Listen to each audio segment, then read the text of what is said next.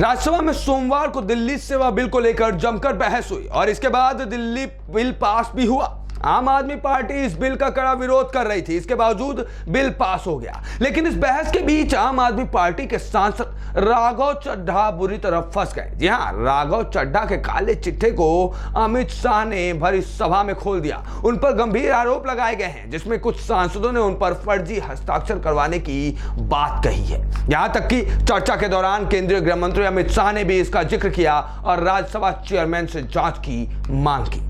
दरअसल राघव चड्ढा ने सदन में एक प्रस्ताव पेश किया, जिसमें दिल्ली से जुड़े बिल को सेलेक्ट कमेटी के पास भेजने की सिफारिश की और इस प्रस्ताव में उनके अलावा 4 अन्य सांसदों के हस्ताक्षर थे।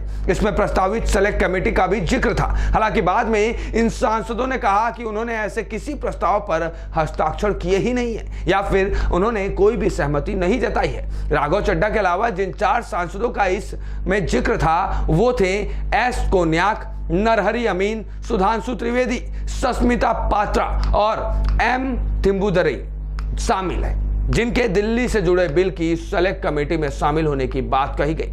बीजेपी सांसद नरहरि अमीन ने कहा कि राघव चड्ढा ने मेरा नाम इस लिस्ट में लिया, उन्होंने इस बारे में मुझसे बात नहीं की और ना ही मैंने किसी तरह की सहमति दी है। वही राघव चड्ढा ने जो किया है वह पूरी तरह से गलत है। उनके अलावा अन्य सांसदों ने भी इसी मसले पे जांच की बात कही है। इन सांसदों के अलावा केंद्रीय गृह मंत्री अमित शाह ने अपने भाषण में इसका जिक्र किया और अमित शाह ने कहा कि इन सदस्यों ने खुद कहा है कि उन्होंने कोई हस्ताक्षर नहीं किए हैं।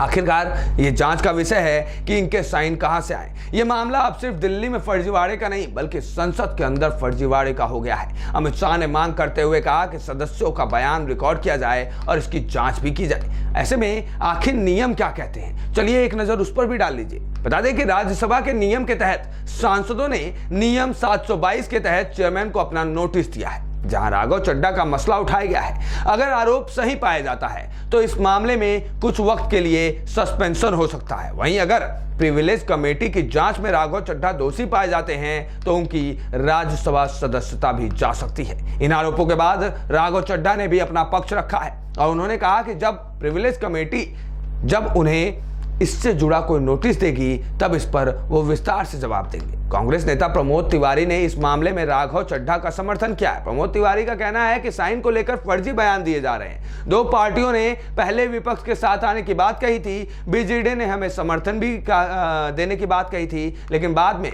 वह मुकर गई। राघव चड्ढा ने कोई गलत काम नहीं किया है, हमारा गठबंधन ही लोकतंत्र बचाने के लिए हुआ है। ऐसे में बता दें कि राज्यसभा में दिल्ली सेवा बिल पास हो गया है। इस बिल को लेकर करीब 8 घंटे की चर्चा हुई, जिसके बाद अमित शाह ने जवाब दिया। अंत में हुई वोटिंग में यह बिल पास हो गया। बिल के पक्ष में 131 वोट और विपक्ष में 102 वोट पड़े थे, यानी कि इंडिया 29 वोटों से हार गया।